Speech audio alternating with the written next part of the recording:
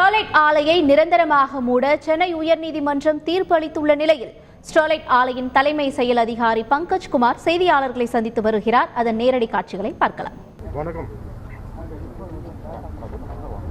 To start with, let me thank all the people who have stood by us, the employees, contract employees, the truckers community, the vendors, our supporters, who have stood by us in these times of need, and I'm sure they will continue to stand by us. This morning the judgment was delivered. We were in complete shock and disbelief. It is very much against our expectations. We are also pained by it. The judgment is a big letdown to over 50,000 odd people who are affected directly. They have lost their livelihood, and more than lakhs of people who have no employment now. They are the ones who have built Tuticorin what it is today.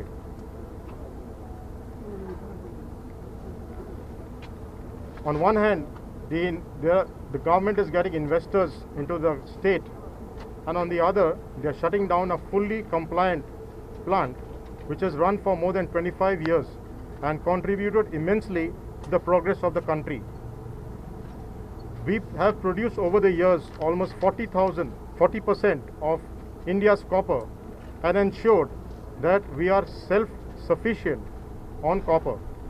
We didn't have to import any copper.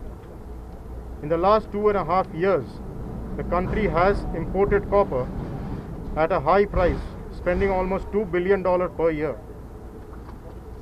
This is extremely unfortunate. However, since the judgment has been announced, we will look at all legal options available to us once we get to read the full judgment, which will be available sometime this afternoon.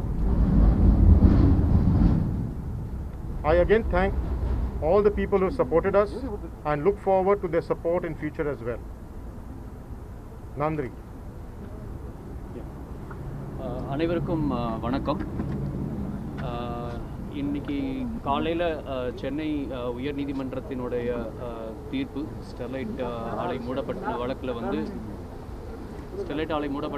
இன்று காலை உயர்நீதிமன்றம் அளித்த தீர்ப்பு மொத்தத்தில் எங்களுக்கும் எங்களோடு சார்ந்து இந்த இக்கட்டான தருணத்தில் எங்களோடு துணை நின்ற எங்களுடைய ஊழியர்கள், அவர்களுடைய குடும்பத்தினர், ஒப்பந்ததார ஊழியர்கள், ஒப்பந்ததாரர்கள், எங்களை சுற்றியுள்ள கிராம மக்கள், எங்களோடு பணிபுரிந்த லாரி உரிமையாளர்கள், லாரி ஓட்டுநர்கள் மற்றும் பலதரப்பட்ட ஸ்டேக் ஹோல்டர்ஸ் எல்லோருக்குமே ஒரு வருத்தம் அளிக்கக்கூடிய, ஏமாற்றம் அளிக்கக்கூடிய ஒரு தீர்ப்பாக நாங்கள் இதை பார்க்கிறோம்.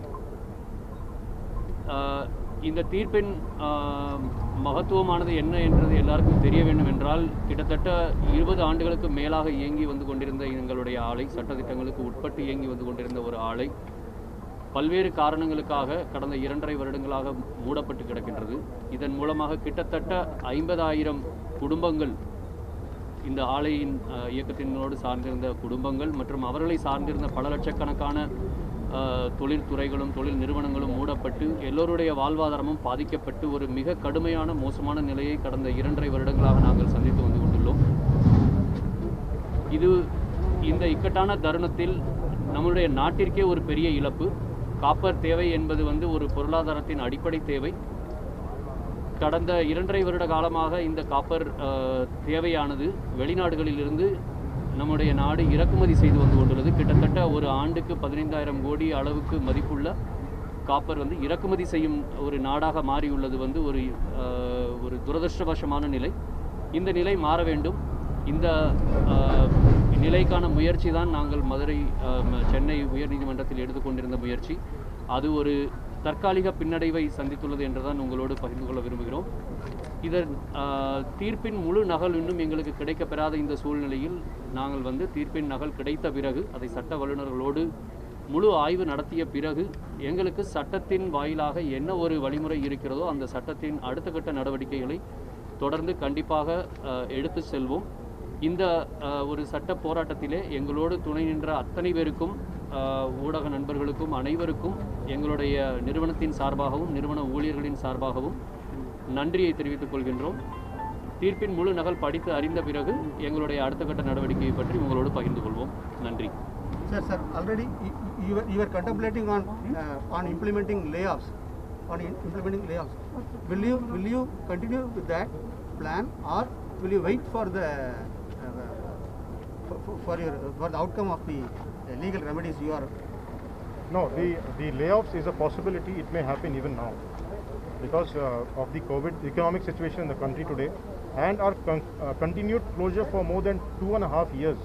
It is difficult to continue. So there may be a possibility of layoffs while we continue our legal remedy. தொழிலாளர்களின் வேலை வாய்ப்பு இதுக்கு அடுத்து தொடர்ந்து பாதிக்கப்படுமா இந்த தீர்ப்பின் அடிப்படையில் அப்படின்ற ஒரு கேள்வி வச்சாங்க. எங்களுடைய முயற்சி வந்து கடந்த 2.5 வருடமாக ஆலை மூடப்பட்டு இருந்தாலும் முடிந்த அளவிற்கு எல்லோருடைய வேலையையும் பாதுகாக்கும் ஒரு முயற்சி எங்களுடைய நிறுவனமானது தொடர்ந்து எடுத்து வந்துள்ளது. ஆனால் இன்று இந்த ஒரு பின்னடைவு என்பது வந்து அதில் ஒரு மிகப்பெரிய ஒரு சவாலாக தான் அமையும். ஸோ வேலை இழப்பு என்பது ஒரு பாசிபிலிட்டியாக இருந்தாலும்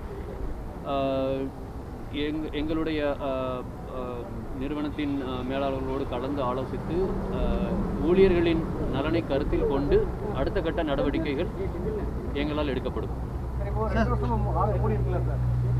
நமக்கு ஏற்பட்ட நஷ்டம் எவ்வளோ? 2 years of closure, what is the loss to us? So we lose about 5 crores per day. 5 crores per day. So you can calculate it almost 2.5 years.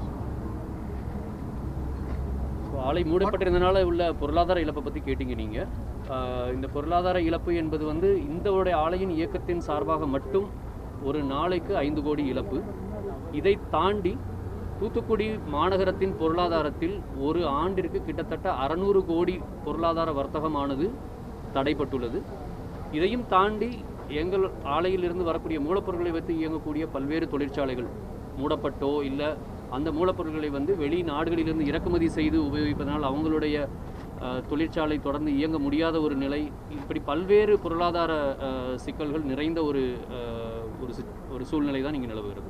So will this judgment, do you think that this judgment will have any repercussion on the potential investors coming into Tamil Nadu? It will most definitely, because if running plant for the last 20 years who's contributed to the state and the national economy is shut down for no reason at all or without any valid reason, arbitrarily shut down, definitely is going to have an impact on investors coming into the state. மாநிலத்தில் வரக்கூடிய முதலீட்டாளர்களின் அடுத்த கட்ட முதலீடுகளின் மீது இந்த தீர்ப்பின் முடிவானது தாக்கத்தை ஏற்படுத்துமா என்று கேள்வி கேட்டீர்கள். பல வருடங்களாக கிட்டத்தட்ட 20 வருடங்களுக்கும் மேலாக சட்டத்திட்டங்களுக்கு உட்பட்டு நாட்டின் பொருளாதாரத்தினுடைய அடிப்படை தேவையான தாமிர உற்பத்தியை சுயசார்பு அடைய வேண்டும் என்ற நோக்கத்தோடு பல்வேறு காலகட்டங்களில் பல்வேறு கெப்பாசிட்டி அடிஷன்களோடு இந்த ஆலை வந்து 20 வருடங்களுக்கு மேலாக இயங்கி வந்துள்ளது. இப்படி இயங்கி வந்துள்ள ஒரு ஆலை வந்து ஒரு வலுவான காரணங்கள் இல்லாமல் வலுவான ஒரு சுற்றுச்சூழல் தாக்கங்கள் இல்லாத நிலையிலும் மூடப்படும் என்ற சூழ்நிலையை பார்க்கும் எந்த ஒரு முதலீட்டாளரும் கண்டிப்பாக ஒரு முறைக்கு 2 முறை என பல முறை கூட யோசித்து தான் அந்த முதலீட்டை பற்றி ஒரு முடிவெடுக்கும் நிலை உருவாகியுள்ளது. இந்த நிலை மிக விரைவில் மாற வேண்டும் என்பதே எங்களுடைய விருப்பம். இது அரசியல் காரணங்களாக நினைக்கலாம். Is there a political reason behind it? The shutting down of the plant was a knee-jerk reaction by the government that we all know. So there were political reasons for shutting it down, but I don't want to get into that.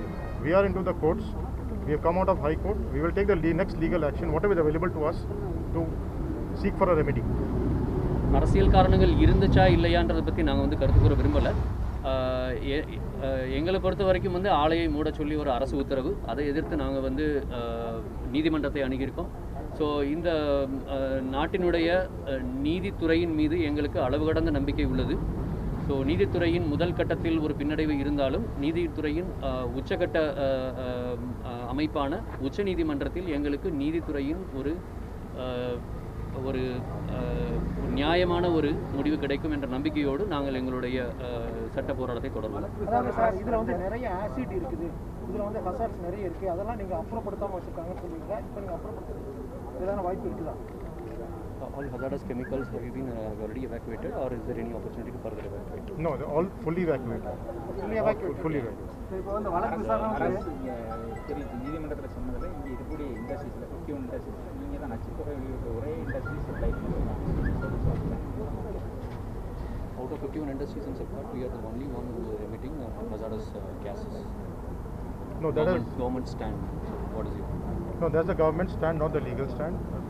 In fact, for the last 5 years, from 2013 onwards, there has not been a single case of pollution related or non-compliance to our plant. It is on record. There's not a single case. So I can't say that we have been polluting at all. We are fully compliant. In fact, our norms are almost 40% of what it should be. We are a global standard. People from abroad come to see our plant and benchmark against us. So ஒரு நிமிஷம், இந்த 51 ஆலைகளில் வந்து இங்கே உள்ள Sterlite ஆலை மட்டும்தான் வந்து ஒரு அபாயகரமான வாயு வந்து வெளியிடுதுன்ற மாதிரி வந்து அரசு தரப்பு வாதம்னு சொல்லி நீங்கள் சொன்னீங்க. ஸோ எங்கள் தரப்பு வாதத்தை தான் நாங்கள் சொல்ல முடியும். ஸோ இந்த ஆலை என்பது வந்து உலக தரத்தில் இந்த சுற்றுச்சூழல் கான நியமிக்கப்பட்ட அளவை விட கிட்டத்தட்ட 40% குறைவான அளவிலே எங்களுடைய வந்து இந்த மாசு வெளிப்பாடு என்பது வந்து தொடர்ந்து இருந்தது. அதற்கான அத்தனை சான்றுகளையும் நாங்கள் வந்து நீதிமன்றத்தின் முன்னாடி சமர்ப்பித்திருக்கிறோம். அதனால் இன்னொரு தரப்பு அந்த வாதத்தை வைக்கலாம், எங்கள் தரப்பு வாதத்தை வைத்திருக்கிறோம். ஸோ அதற்கான ஒரு நல்ல முடிவு மிக விரைவில் கிடைக்கும் என்று தான் நாங்கள் நம்பிக்கையோடு இருக்கிறோம். தோல்விக்கு என்ன காரணம் என்பது வந்து இந்த தீர்ப்பின் முழு நகல் படித்து முடித்த பிறகு தான் வந்து யாராலையும் அதுக்கு வந்து ஒரு கருத்து சொல்ல முடியும். எனக்கு கிட்டத்தட்ட 800 பக்க நகல்னு சொல்லியிருக்கிறாரு நீதிபதி. ஸோ நகல்களை ஃபுல்லாக படித்து முடிச்சதுக்கு அப்புறம் தான் வந்து அதில் என்ன முடிவின் மூலமாக இந்த தீர்ப்பை எடுத்திருக்கிறான்றது எங்களுக்கு தெரிய வரும். அதற்கு எங்களுக்கு என்ன ஒரு சட்ட தீர்வு என்பதை வந்து அதுக்கப்புறமா தான் முடிவு பண்ண முடியும். One more question. Yeah, last question, sir. Sir, got a meeting. Last question. வழக்கு விசாரணை ஜனவரி மாதம் முடிஞ்சிருச்சு. தீர்ப்பு சொல்ல 8 மாதம் ஆயிருக்கு. இந்த தாமதத்தை பற்றி ஏதாவது நீங்கள் சொல்ல விரும்புறீங்களா? January it was decided for the court for decision. It took 8 months for judgment. We want to comment on it. We should skip. No, I don't think we can comment on the delay because the bench has listened to the case for a long period of time. It was a complex case. They have taken their time to give the judgment. COVID was there. So whenever the judgment is come, we accept the judgment as it is and we'll take remedy. நீதிமன்றத்தில் வந்து கடந்த 8 மாதமான தாமதத்தை பற்றி நீங்கள் கேட்டீங்க. So அது வந்து நீதிமன்றத்தின் வரைமுறைகளுக்கு உட்பட்டு அவங்க வந்து இவ்வளோ பெரிய ஒரு காம்ப்ளிகேட்டட் மேட்டர் வந்து டிஸ்கஸ் பண்ணுற போது டெக்னிக்கலாக நிறையா கன்சல்ட் பண்ண வேண்டியிருந்திருக்கும். ஸோ அவங்க எடுத்த டயத்தை பற்றி நாங்கள் கமெண்ட் பண்ண விரும்பலை. ஜட்ஜ்மெண்ட் வந்து வந்ததை வந்து நாங்கள் வரவேற்கிறோம். அது ஃபுல் டீட்டெயில் தெரிஞ்சதுக்கு அப்புறமா தான் அதை பற்றி எங்களால் முடிவு பண்ண முடியும். Yeah, we'll continue because we believe in it's our DNA. That's a Vedanta DNA to take care of the community, the stakeholders. We believe in the development of the society where we operate. So that belief is always there. Till the time we exhaust all our legal options, we'll continue this. சுற்றியுள்ள சமுதாய வளர்ச்சி பணிகளை வந்து தொடர்ந்து நடத்துவீங்களான்னு கேள்வி கேட்டீங்க. So எங்களுடைய வேதாந்தா குழுமத்தினுடைய எழுதப்படாத ஒரு சட்டம் என்பது வந்து ஆலை எங்கு இயங்கினாலும் அதை சுற்றி வாழ்ந்து வரக்கூடிய கிராம மக்கள் அதை அந்த ஆலையின் வளர்ச்சியில் வந்து நேரடி பங்கு வகிக்க வேண்டும் என்பதில் வந்து ஒரு தளராத ஒரு நோக்கத்தோடு நாங்கள் செயல்பட்டு கொண்டிருக்கிறோம். ஸோ அந்த வகையில் பார்க்கும்போது இந்த விவகாரத்திலும் ஒரு முழு முடிவு எட்டப்படும் வரையிலும் எங்களுடைய இந்த முயற்சி பொதுமக்களோடு இணைந்து பயணிக்கக்கூடிய எங்களுடைய முயற்சி தொடர்ந்து நடைபெறும். அதில் எந்த ஐயப்பாடும் தேவையில்லை. Thank you. Nandri.